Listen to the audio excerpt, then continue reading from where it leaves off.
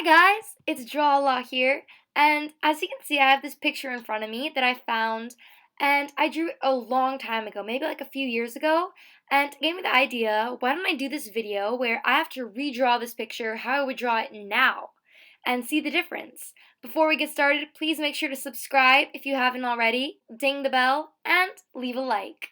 Alright, let's get to it. So, as you can see, I'm sketching out the ballerina here.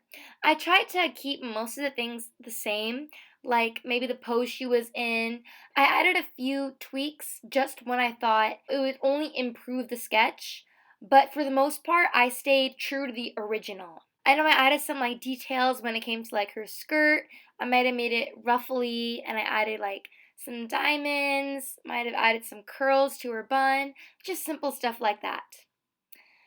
Anyway, I've seen videos like this all over on YouTube, and they're always so much fun to watch, so I hope mine will be just as enjoyable.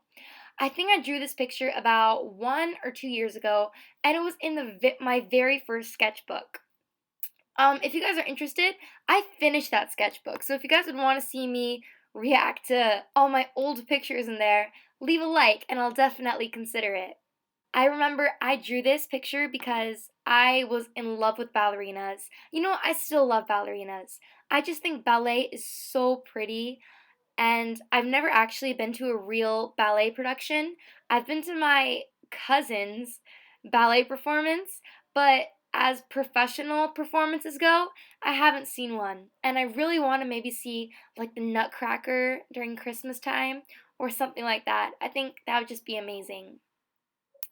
Also, I just love the way ballerinas' tutus are. They're just so fluffy and fun, and I probably dressed up like that all the time when I was a kid, but obviously I don't dress up like that now. I just think it's fun to draw the fun costumes and outfits as well.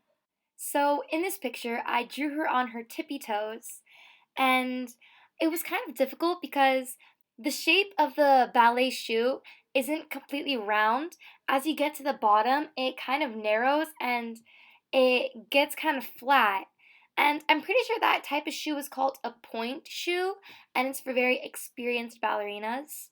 So it was a little bit tricky to figure out the shape of it at first, but once I drew the first foot, the second one was much easier.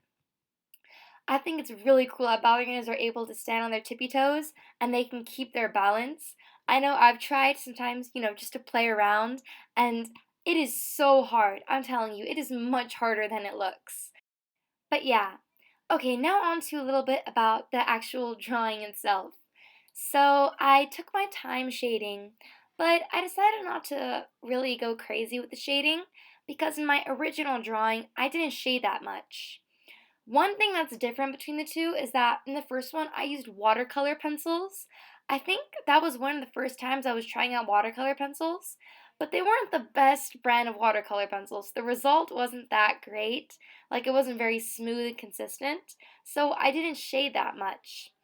But now I'm using markers and I have the opportunity to shade more because it's a medium I'm more familiar with. I didn't shade as much, like I said, because I'm trying to keep kind of a little bit of a similarity. And I thought if I shaded too much, it would, I don't know, I thought it would maybe make it look too different. I really like this challenge though. I think it's really interesting to see how far you've grown in a period of time. And I've even seen videos where people do this and it's like a drawing when they were 6 years old or like when they were in elementary school and they redraw it. That's really fun too. And the results are even more extreme. So for her dress, I used a little bit more of a hotter pink. I feel like in the watercolor pencil version, the pencils were more pastel, but with my markers, I wanted to give it a more vibrant color, so instead of doing like a light pink, I thought it would blend too much with her skin tone, so I made it more of a vibrant one. Also, as you can see with the shading I'm doing right here, I'm using this gray, and I don't normally use this gray to shade white. I normally use a cool gray, and here I'm using a warm gray. And I feel like the difference between the white and the gray is a little too much, so I use this colorless blender to kind of make the blend from the white to the gray a little bit smoother. The colorless blender was weird. Like, I know when I first got this pack of Ohuhus, I did not know how to use the colorless blender. So I looked up some YouTube videos, and I think I figured it out, even though I'm not 100% sure if I'm actually using it right. But yeah. Hey, if you guys would want a video on colorless blenders, leave a like and I will make one. Because I know how helpful that would have been when I was just starting out. So if you guys think you could use that as well, let me know. Okay, and we are nearing the end.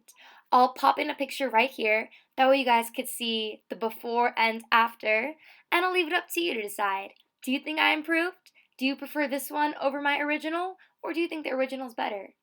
Anyway, I hope you guys enjoy this video. Please leave a like, subscribe, and hit the bell. Bye, guys!